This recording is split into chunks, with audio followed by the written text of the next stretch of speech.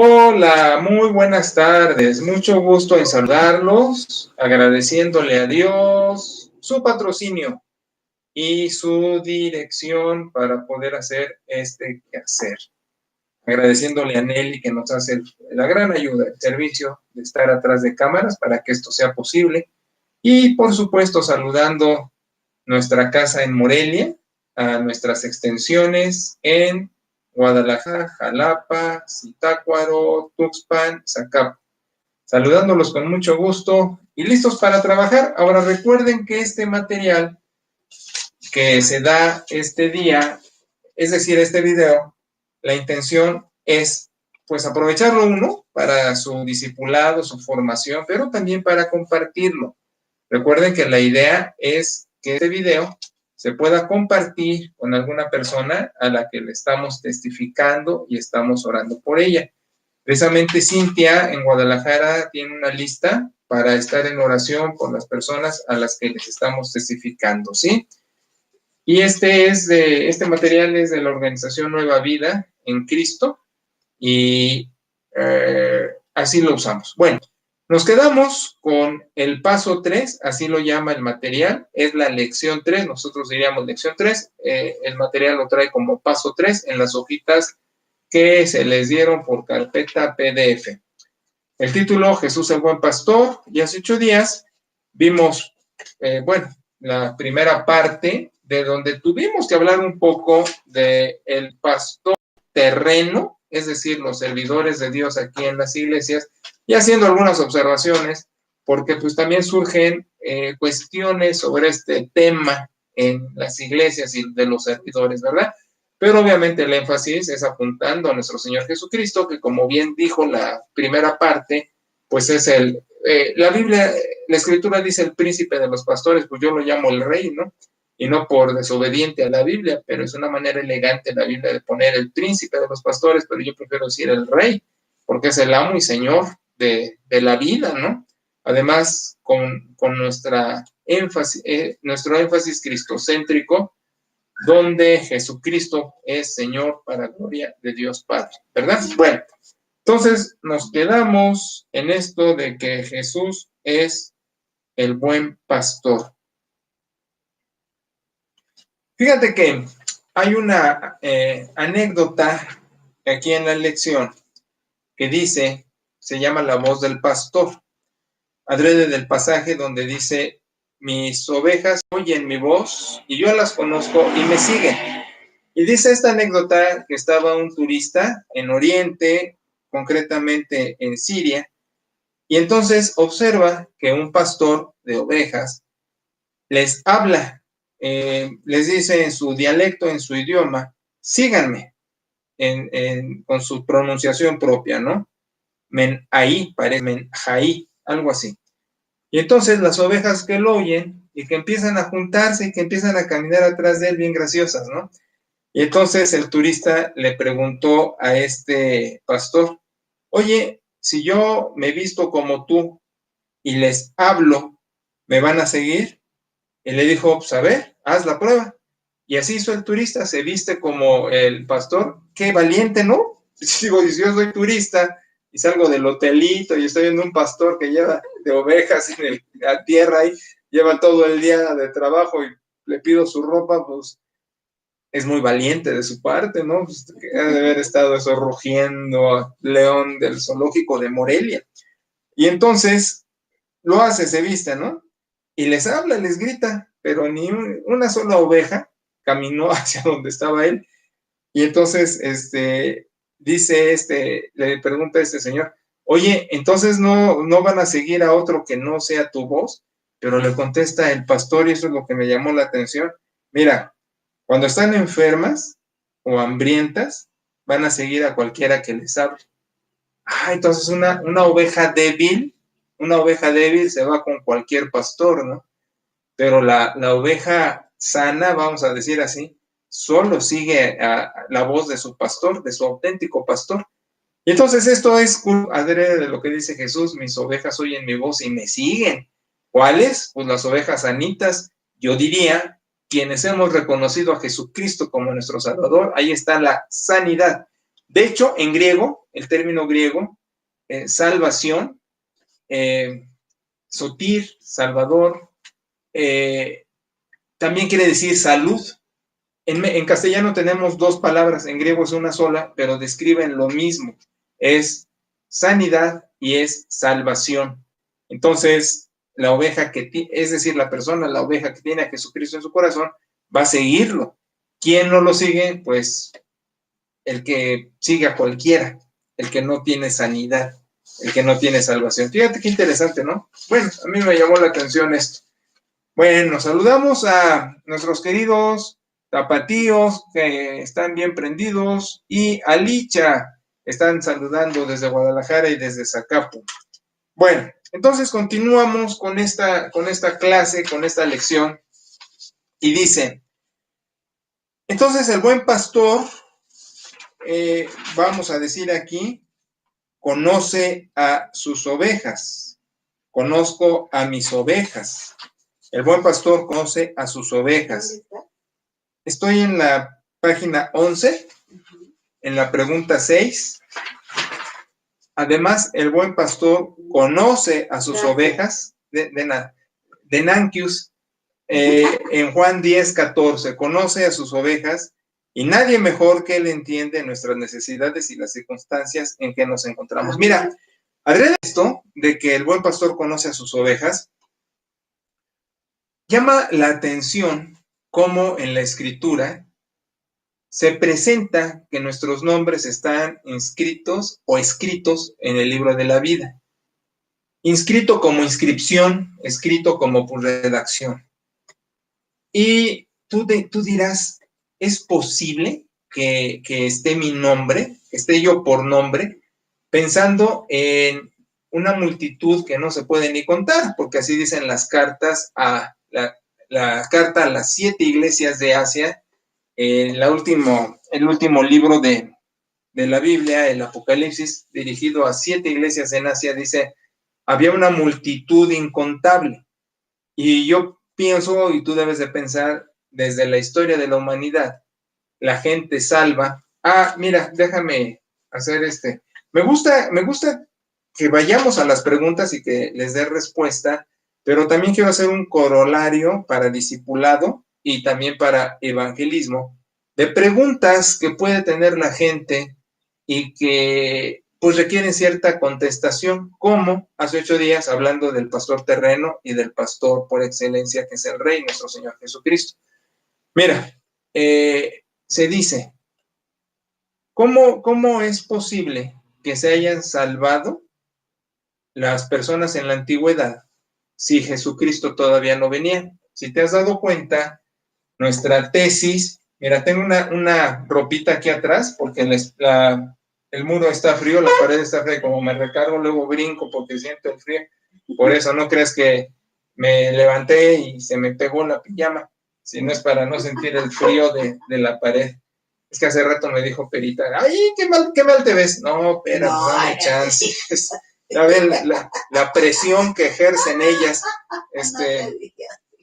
Bueno, ok, entonces, ¿cómo es que nuestra tesis fundamental es la salvación es a través de Jesucristo? Eso dice la carta a los romanos que escribe el apóstol Pablo. Todo el juicio está centrado en Cristo. Mira, ni la naturaleza ni la conciencia salvan, aunque el apóstol Pablo en los primeros capítulos de la carta a los romanos dice, la naturaleza te sirve, es decir, no tienes pretexto para decir que ignoras a Dios. Lo que está ahí diciendo es, si yo veo los pajaritos, las estampas que manda Perita, del colibrí, del arco iris, de la lluvia, del mar, ay, mis ovejas oyen mi voz y saben que a mí me choca estar recibiendo estampitas y el saludito y en la nochecita las estrellitas. Yo como que voy al grano, ¿no? Como que soy pragmático. Me necesita mi oveja, estoy a sus órdenes. ¿Qué quieres? ¿Qué asunto tratamos? ¿Cómo te ayudo? ¿Cómo estás? ¿Qué consejo? ¿Qué instrucción bíblica? ¿Qué cosa en tu casa? En fin.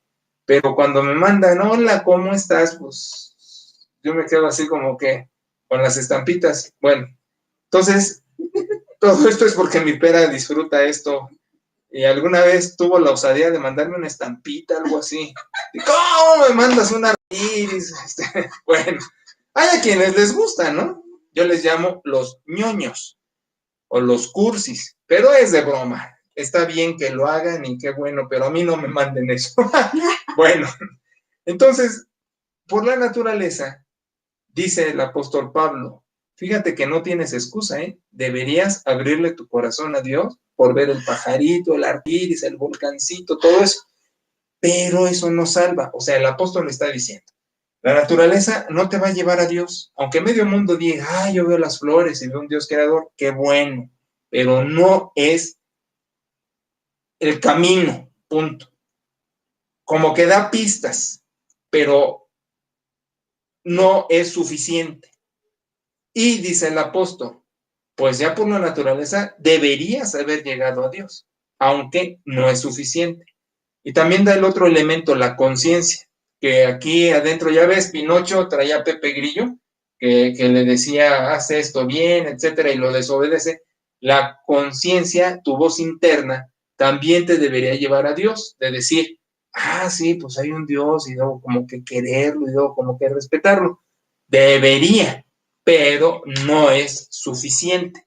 Entonces la carta a los romanos dice, todo el juicio está centrado en Jesucristo. No en balde dice la Biblia, es el camino, la verdad y la vida. Nadie llega al Padre sino por Él, en el Evangelio. Entonces, no se puede llegar a Dios, no se puede llegar al cielo, si no es a través de la fe en Jesucristo Salvador Señor. ¿Ok? Entonces, la pregunta a contestar es, eso ya lo sé, porque ya vino Jesucristo y porque todo el Nuevo Testamento me cuenta eso, y yo ya puedo creer. Pero antes de eso, la gente del Antiguo Testamento, por ejemplo, Abraham, el primer nombre de Abraham es padre de muchos, padre, Ram, muchos, Abraham. Y luego cuando es Abraham es padre de muchos pueblos. Se le agrega el ham, como jamón, o mermelada, en gabacho. Abraham es padre de muchos pueblos. Dice también la carta a los romanos en el capítulo 4, pues es el padre de la fe. Ahora, ¿qué creyó Abraham? Porque dice, y le creyó a Dios y le fue contado por justicia. Mira, antes de que llegara Jesucristo, iba a operar la misma fe.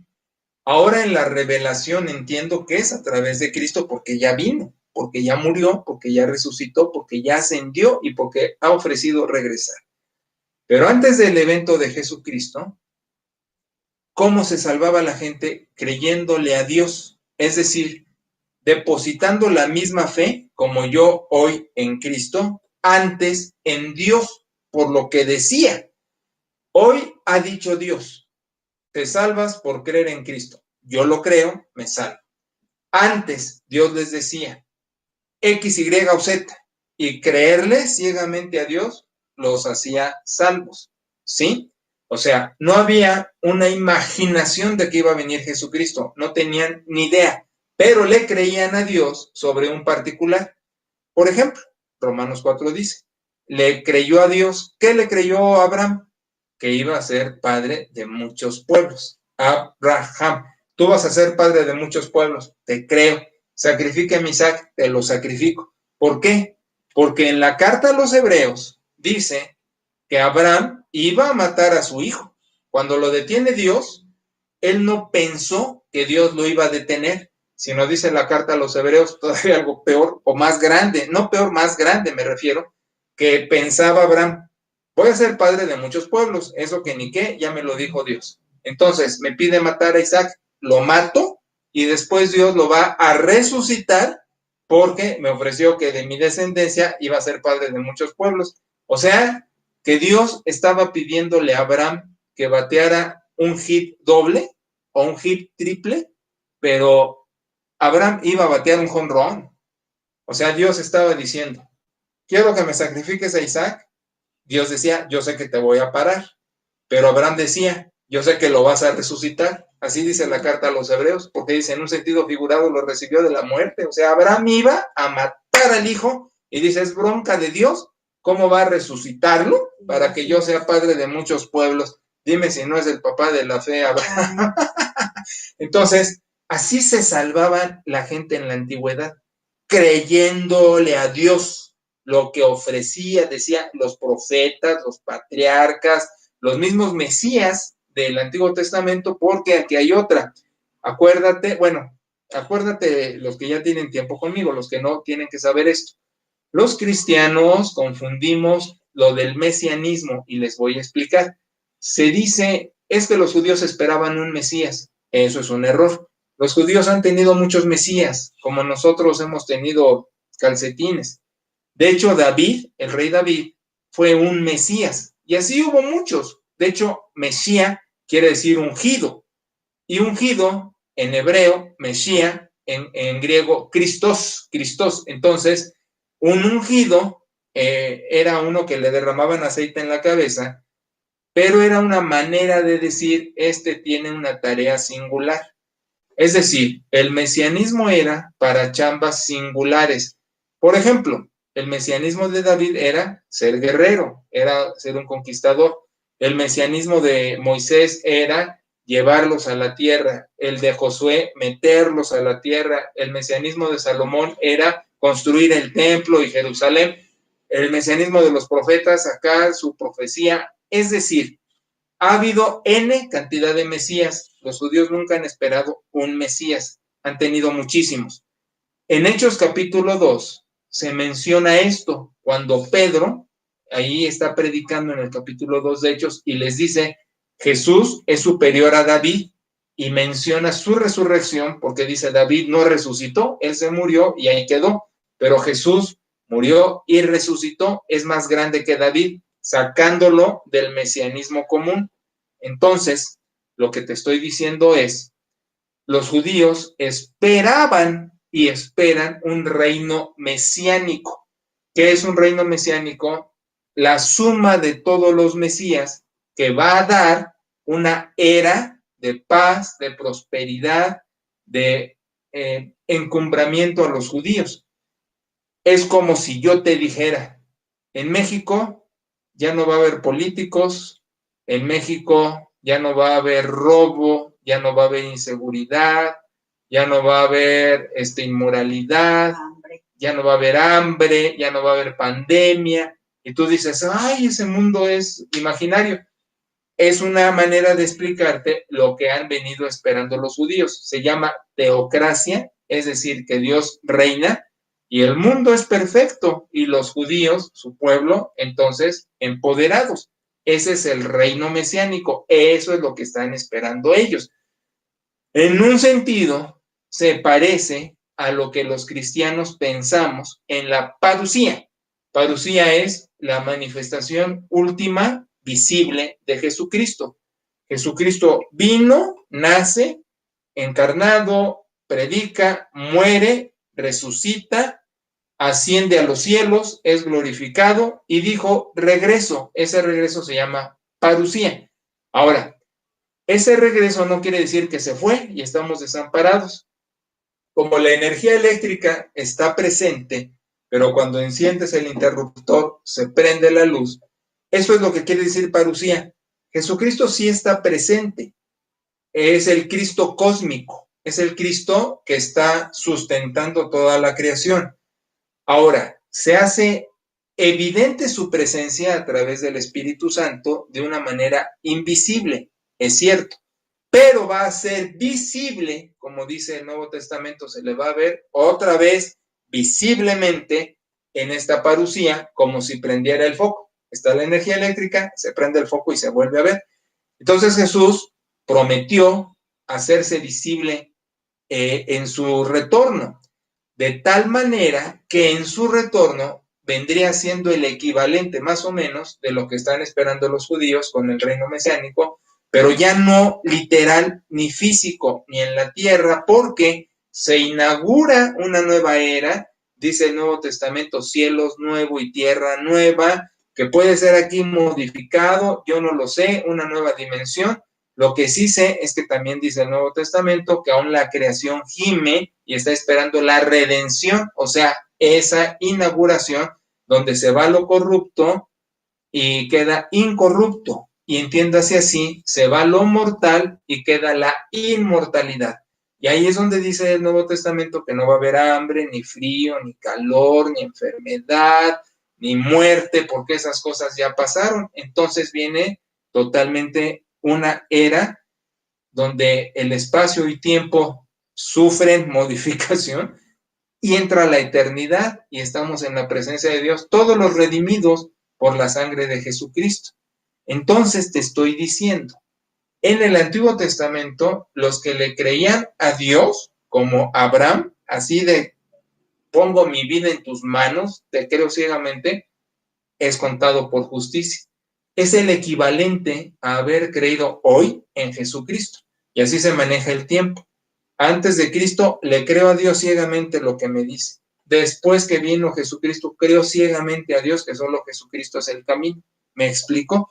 Ahora, aquí hay una variante y la voy a mencionar porque a lo mejor también te llegó en la cabecita. Bueno, y los que no eran judíos, otras civilizaciones, existió en el mundo antiguo un caudal de otras civilizaciones, tanto en Oriente como en Occidente. Aquí tenemos una civilización, civilizaciones muy fuertes antes de la conquista. ¿Qué de todos esos? Bueno, contesto, mira, definitivamente es solo como te estoy diciendo. Después de que está Jesucristo, toda la fe en Él, o antes de que llegara, creerle ciegamente a Dios. No hay otra. Pero te voy a poner un ejemplo. Conocí a un personaje que hizo su posgrado en historia en la sobre la civilización prehispánica aquí en nuestra nación. Y él manejó esta investigación sobre los emperadores aztecas y menciona a Moctezuma, mejor conocido como Moctezuma. Tiene nombre de chocolate, ¿no? Y entonces este Moctezuma, algo muy interesante fue que estos ya ves eran medio salvajes. Si fuiste al Museo de Historia Natural en México o al de... Sí, al Museo de Historia Natural que está en Chapultepec. Al Museo de Historia Natural que está en Chapultepec. Debiste haber visto un sacrificio humano que hacían los aztecas. Y era una barbaridad cómo abrían voz. Bueno, en el momento que lo abrían dejaban de estar vivos, ¿eh? Pero le sacaban el corazón y luego hasta se lo comían. O sea, era una barbarie. Estos pueblos primitivos, salvajes, politeístas, adoraban al rayo, adoraban a la piedra, adoraban la lluvia, ya sabes, todo eso. Pero lo interesantísimo de Moctezuma es que en todos sus santuarios, sus templos, voy a decirlo así, tenía un altar sin piedras, sin ídolos, sin nada de eso.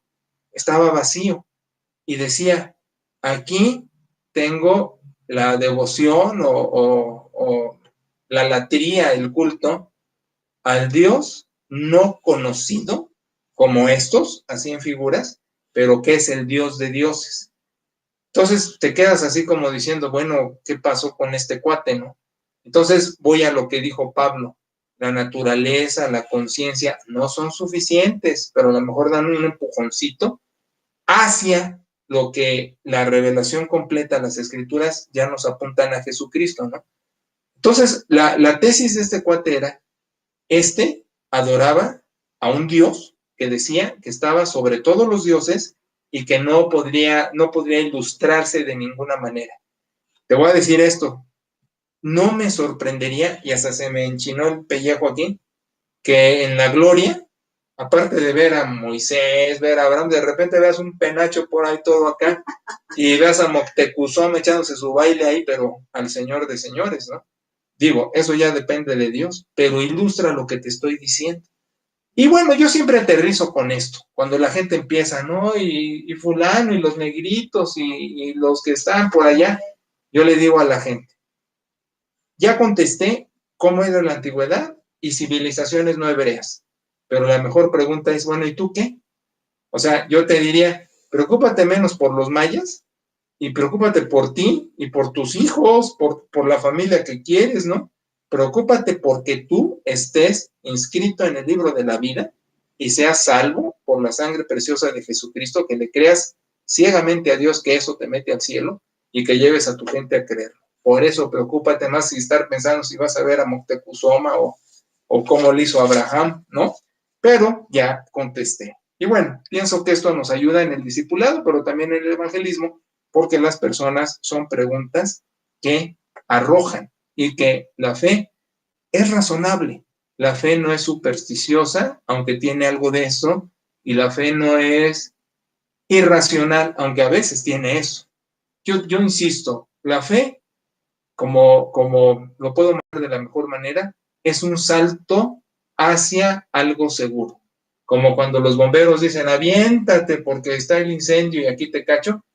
Bueno, me aviento porque están los bomberos. Entonces la fe es un salto, es un, es un riesgo a lo seguro, a lo seguro. Al fin implica el salto, porque vas a depositarle tu vida a Dios, pero es a lo seguro. Porque hay mucha evidencia histórica, mira. Aparte de lo que te digo, de el Cristo histórico, pues las mismas escrituras le decimos autógrafos, son autógrafos que tienen mucho peso científico porque sus textos, los más antiguos, están diseminados en todo el planeta.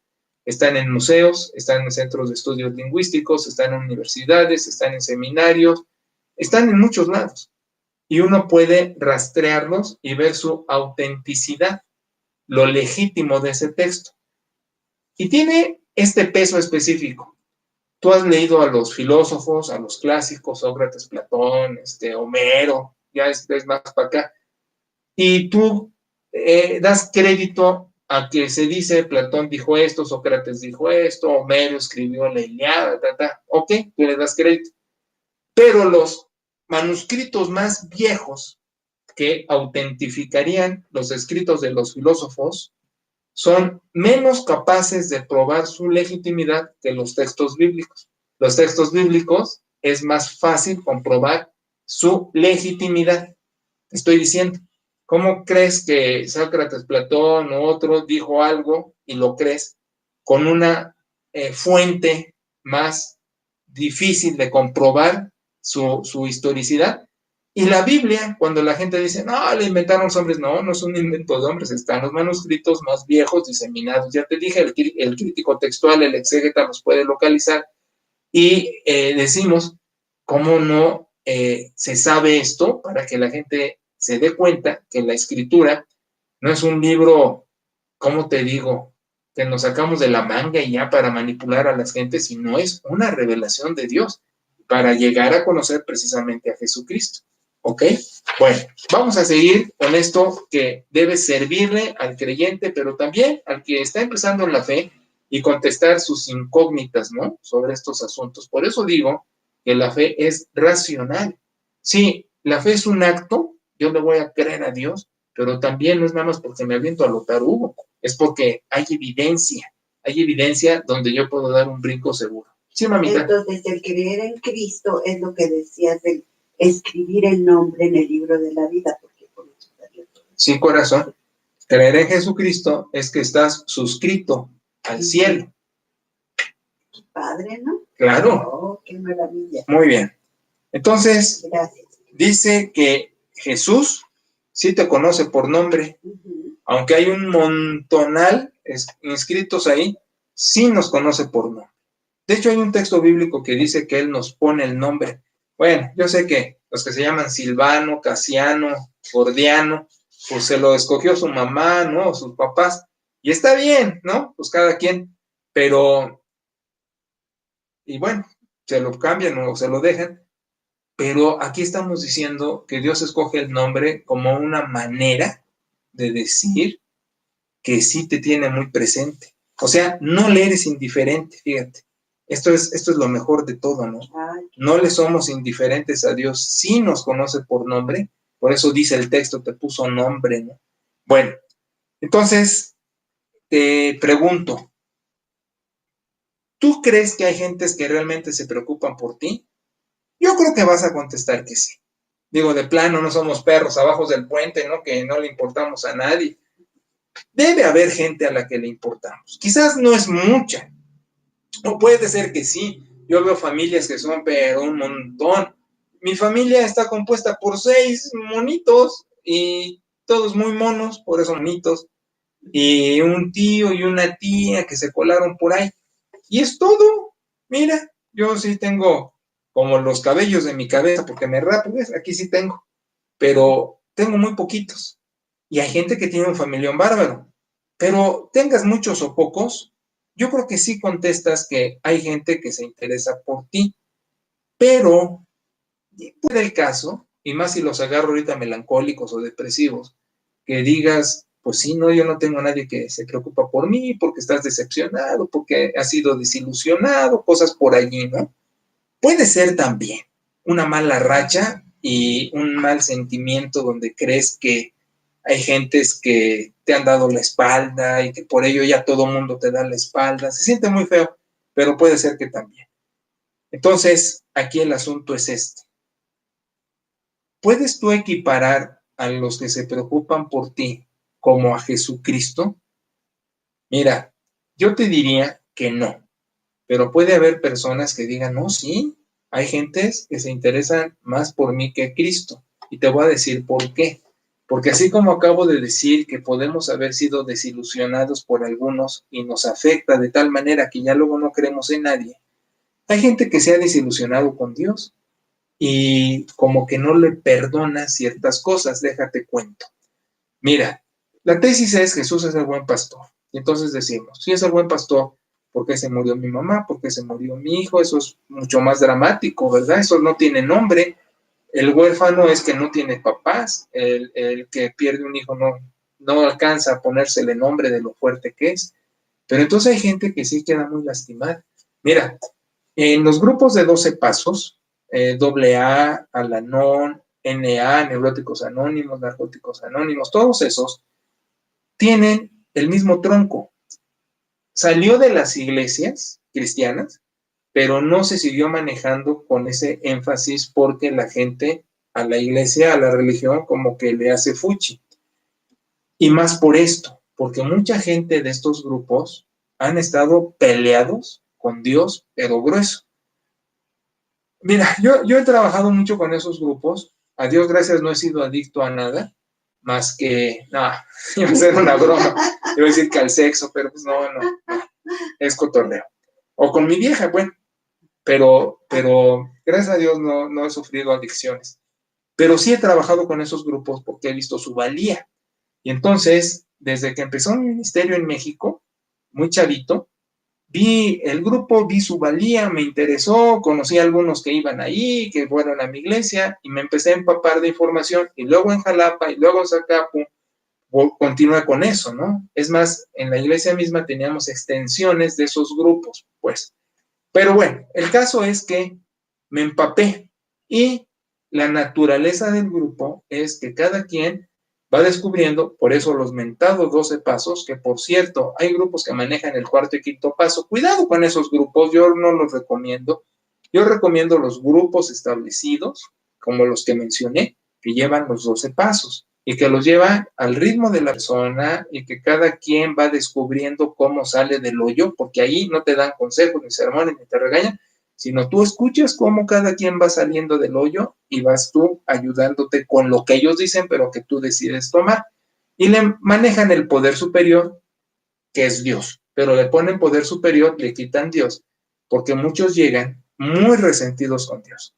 El alcohólico le echa la culpa a Dios de que su mujer lo dejó, de que su hijo se murió, de que es canceroso, N cosas. Mucha gente llega a esos grupos tan peleado con Dios que pensar solo en Dios es innombrable. Por eso le maneja poder superior, pero que al final es Dios. Y entonces viene un proceso en los pasos de curación donde van a aprender que Dios no es su enemigo y que los problemas en los que han caído obedecen a muchos factores que no viene al caso mencionado porque no me quiero desviar mucho, pero que están incluidas las mismas personas. Entonces, el asunto es aquí. Si yo te digo, oye, ¿hay alguien que te ha desilusionado? Ajá. oye, ¿te ha desilusionado Dios? Pues muchos piadosos van a decir que no, pero cuando hablo con la gente, a mí me gusta hablar a lo que es, le digo, piénsalo, porque hay gente que sí está bronqueada con Dios porque perdió el trabajo, se murió el familiar, tiene una enfermedad, es decir, sí han pasado cosas en la vida y esta es dura, y entonces sí, ¿contra quién pelean? Pues contra el cielo. Entonces, puede haber resentimiento contra Dios. Entonces, para yo manejar esto, le digo a las gentes, primero, perdona a Dios. Suena absurdo. A Dios que le tengo que perdonar, pues más bien es agradecer. Pero lo que quiero decir realmente es, perdona el resentimiento que tienes contra Dios. Ahí encontraremos que es un resentimiento ficticio. Es decir, que te vas a dar cuenta que no es Dios el problema, que el problema fue una persona, fue una circunstancia, fue el azar, fue X cosa, una mala decisión, o sea, hasta tus errores. Dice en la escritura, hay quienes meten la pata y contra el cielo protestan, pues es uno mismo también. Entonces, cuando le digo a la gente, perdona a Dios, realmente le estoy diciendo, perdona la falsa idea que tienes contra Dios o el resentimiento que tienes contra Dios, pero al fin lo empujo también para que se dé cuenta y tenga conciencia de eso, que también se perdone a sí mismo, porque también uno se ha decepcionado a sí mismo. El domingo voy a hablar de eso, de los demonios que trae uno que está luchando, y demonios, ¿tú crees que hay diablitos alrededor? Los que uno mismo genera con sus pensamientos de tormenta, ¿no? Bueno, entonces, de lo que te estoy diciendo es probable, si yo te digo, la gente te puede decepcionar, pero Dios no, que digas amén. Pero que si yo te digo, la gente te puede decepcionar y Dios no, que brinques. No, pues también Dios me ha decepcionado. Entonces vamos a corregir eso. Y te voy a decir, eh, nadie ha hecho lo que Dios ha hecho por ti. Ahí está, si es dialéctica, la antítesis. Si estoy decepcionado con Dios, te voy a decir lo que Él sí ha hecho por ti. Porque a lo mejor dices, es que hizo esto, o dejó de hacer esto, no me ayuda en esto. ¿Qué hizo por ti? Dio a su Hijo para morir en la cruz, para perdonar tus pecados. ¿Qué te estoy diciendo? Te da la llave para entrar al cielo. Y esa llave es la sangre de Jesucristo, su Hijo. Dios es Padre, es Hijo y es Espíritu Santo. Es un misterio. No podemos descifrarlo, ni explicarlo, ni ejemplificarlo. Por más que creamos que tenemos los mejores ejemplos, no hay manera, se llama misterio. En esto tiene la capacidad de darse a sí mismo, pero le llama el Hijo para que te pegue más. Hablando de pérdidas y hablando de que el perder un hijo no tiene nombre, pues es lo que hizo Dios. Voluntariamente quiso perder a su hijo, pero fue una pérdida extraordinaria porque muere en la cruz al vuelo que dice en la cruz Jesús, ¿por qué me has desamparado? Sintiendo la carga del pecado y sintiendo la entrega de Dios en él por el hombre. Entonces, ¿qué te estoy diciendo? Si tú le echas la culpa a Dios por cosas o por no cosas, te estoy diciendo, ve lo que sí hizo, lo real, porque lo demás es ficción, es imaginario, es una utopía, pero aquí te estoy diciendo, ve lo que sí hizo. Y esto es histórico. Jesús vino, Jesús murió, ¿y dónde está su cuerpo? Jesús resucitó. Amén. Es lo que dice Pedro en Hechos 2. Vacía está la tumba. Tenemos el sepulcro de David y de Jesús. Tenemos el sepulcro, pero vacío, porque lo prestó Nicodemo, pero está vacío. El rabino, un cuate rabino que ya murió, un cuate que tuve muchos años en Jalapa, y después de Jalapa, un día me manda una foto de precisamente de allá, él estando allá, me dice, mira, esta es la tumba de Nicodemo donde estuvo Cristo. Vacía, porque es turístico, pasa la gente y ahí ve, ¿no? Y le contesto. Y desde esa vez quedó vacía, o sea, no se encontró su cuerpo, no lo encontraron los judíos, no lo encontraron los romanos, no lo encontraron los mismos discípulos, morían por la conciencia de que Cristo había resucitado en los circos y todo eso. O sea, resucitó, ¿sí? Entonces te estoy diciendo, sí hizo algo Dios. Con eso perdona el resentimiento que puedas tener contra Él, porque lo que hizo fue extraordinario. Haga en la cruz todo lo que debemos, de imperfección, de pecado, de de inmoralidad, de errores, malas decisiones, lo paga en la cruz. Entonces, vuelvo a preguntar, ¿se interesa por ti? Paso me echa. Como nadie. Esa es la mejor respuesta. Entonces, dice Jesús, yo soy la puerta y nadie puede entrar sino por mí, y hallará pastos y allí será apacentado por Dios, ¿no? Hay muchas ilustraciones de esto en el Antiguo Testamento y en el Nuevo Testamento de la manera de hacernos, de apacentarnos Dios, ¿sí? Pero lo que llama la atención es que Jesús dice, soy la puerta. Y en Oriente dicen, yo no he estado, pero dicen que no hay puertas en los corrales donde meten a los rebaños, porque la puerta es el pastor. Es decir, él lleva a sus ovejas, se meten y ahí se queda como que cuidándolas o velando por su rebaño. Entonces, cuando dice Jesús, yo soy la puerta, está diciendo, soy la única manera de entrar al corral de Dios como rebaño de Él. Entonces, aquí el asunto es, para que tú entres con Dios, tienes que pasar por la puerta, que es Jesucristo. No hay otra. Mira, has oído porque yo lo he escuchado. No, pues todos los caminos llevan al cielo. Mentira. No es que todas las religiones son buenas. Es probable si son lecciones de moral, pero no te llevan al cielo. Si se dice todas las religiones llevan al cielo, mentira. Todos los caminos llevan al cielo, mentira. Si dicen todos los caminos morales pueden ser buenos, quizás. Todas las religiones traen algo bueno, probable. La Santa Muerte no, eso sí te lo garantizo. Pero bueno, el caso es, lo único que te mete al cielo con todo y chanclas es Jesucristo. Punto.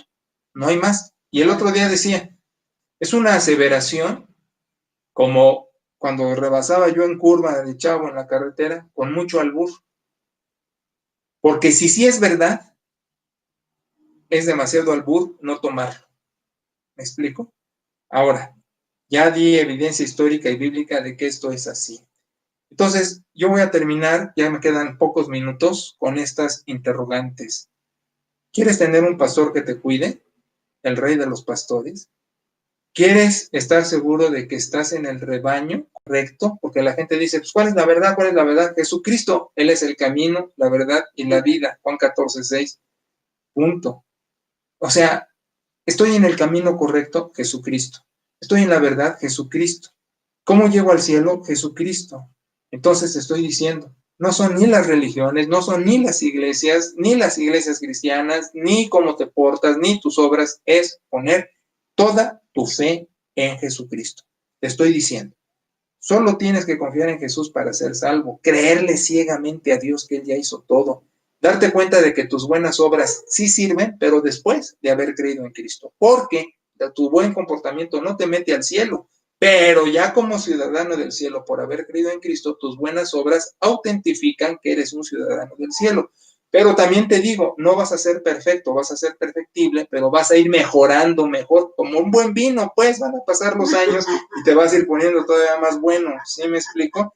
Entonces lo que te estoy diciendo es, uno, juega a la segura. Jesús dijo, mis ovejas oyen mi voz y me siguen. Te estoy diciendo, ¿cómo oyes la voz de Dios? En una predicación, en un mensaje, en un canto espiritual, en una lectura bíblica. En este mensaje, ¿qué te está diciendo Dios? Que te ama, que Cristo murió por ti, que creas en Él y que te va a tomar y nunca te va a dejar. Eso vamos a ver después. Dice la Biblia, lo que yo tomo, no lo suelto. Si tú fueras el que lo tomaras, es posible que lo soltaras. Pero cuando Cristo te toma porque lo recibiste en tu corazón, jamás te suelta. Es una garantía eterna, ¿sí? Entonces yo te voy a decir, ¿quieres seguir a Cristo? ¿Quieres ser su oveja? ¿Quieres pertenecer al rebaño? ¿Quieres estar en el cielo? ¿Quieres tener la seguridad de la salvación?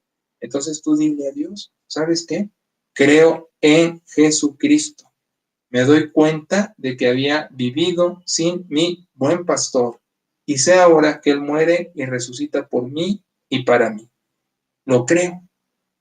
Creo que Cristo murió, creo que resucitó, lo acepto en mi corazón como mi Salvador y ahora quiero ponerme bajo tu cuidado y seguir tu camino y seguir creciendo espiritualmente.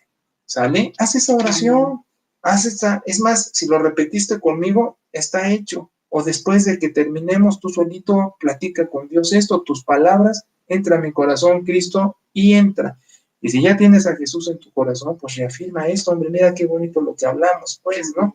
Y comparte este video con alguien al que le estés hablando de nuestro Señor Jesucristo. Y no hay lugar más seguro, porque yo lo he visto, eso sí, cuando los pastores agarran y cargan a sus corderitos. Alguna vez me tocó hacer algo así con un cordero de verdad. Bueno, aunque también cargo muchas ovejas hoy día, pero cuando vi eso, dije, qué extraordinario, ¿no? Y así dice la Biblia, el Señor carga y pastorea a las recién paridas, a sus ovejitas, a los que empiezan a creer, como a los que ya tenemos rato creyendo, nos lleva en sus brazos. Súbete a los brazos de Dios, creyendo en Jesucristo como tu Salvador. Que Dios te bendiga. Terminamos la lección y primeramente Dios, estoy a tus órdenes. Soy el pastor Sergio Mario Valle Ruiz de la Iglesia Cristiana Evangélica Bautista, el Linaje Escogido, con una membresía online regada por varias partes en el país y que saludamos a todos con mucho gusto desde nuestra sede en Morelia, Michoacán. Bendiciones. Hasta la próxima, primeramente Dios.